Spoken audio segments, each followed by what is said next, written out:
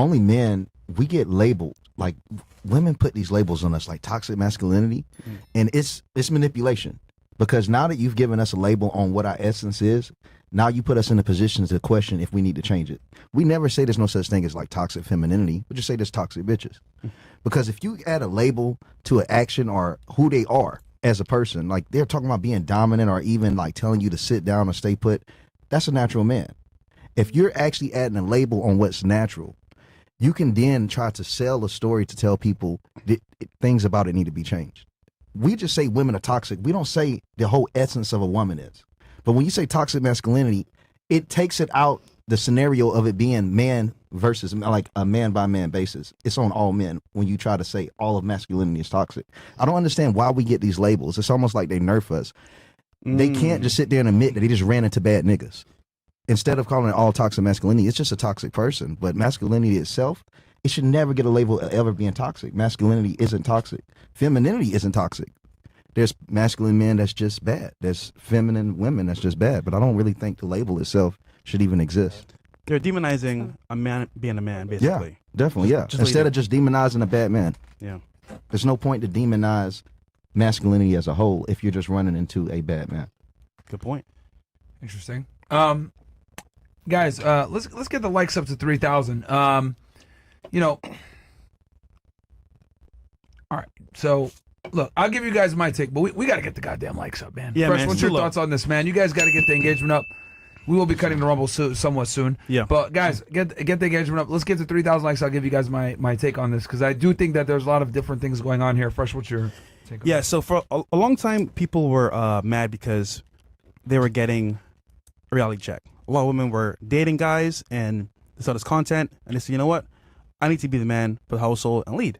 And they would do just that. They would lead, be, not controlling, but they'll be like more like dominant, more of a man in the house.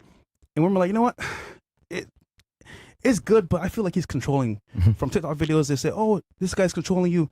So just a narrative of being social media itself and I would say the feminine prerogative, it made it seem like men were being toxic. Reality, they're just being men. Yeah. And that actual direction people were going in meant that if you were actually being a man, you were seen as bad. Yeah. So what happened was this whole thing shifted from men being traditional to men just being bad people for being men. Because what they considered traditional was then labeled toxic. And Hollywood did a good job of putting it into movies, cartoons, making men seen as a bad guy. So as a result, if you're a real man nowadays, you're seen as bad. And most guys know that, yo, damn, I don't be seen as a bad guy. Yeah. I want to smash. So they go towards what's easier. Yeah. Women are like, well, I want a nice, soft guy that understands my emotions. No, you don't. Because when you get that, you're like, oh, I can walk all over this guy. He's too soft. He's too easy to read. I'm bored. And then they go cheat and leave. So I think that, yes, men should still be men, even though the narrative is if you're being a man and leading, you become kind of like this evil person. And it's not true because men want guys that are dominant. It is what it is. Like, they may say different, but they really want dominant men. Yeah.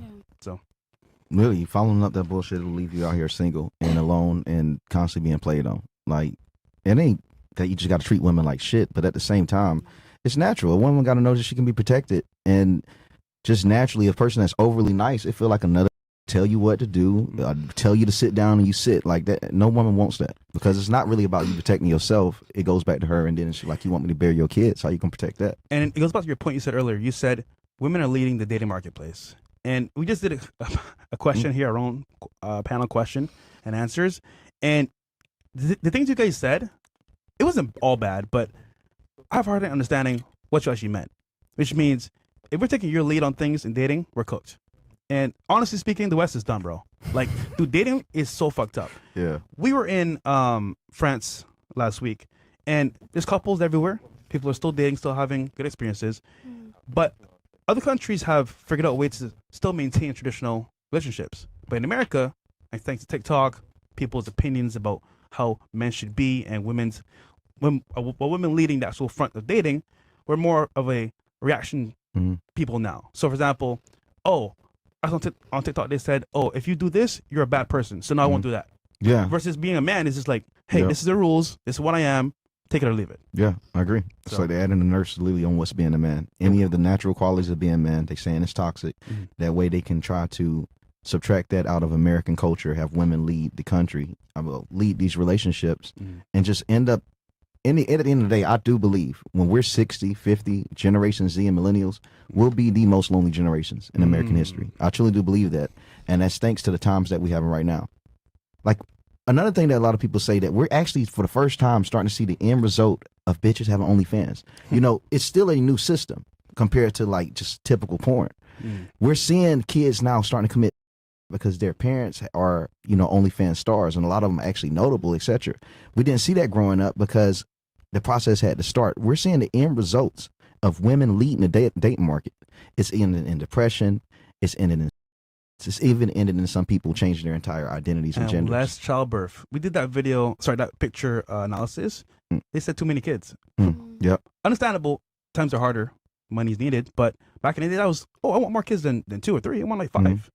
So, yeah, you're right. 100%. And I believe that's because men were leading the market back then. They said they needed multiple kids. That was mainly a male narrative because they wanted heirs. There was different. They wanted to leave something behind. You needed like 4 or 5 kids to work a farm and things. You know, back then they had kids and they had jobs as soon as they were about able to walk. So you needed to have a little army around. It was different. You made more money with more kids opposed to less.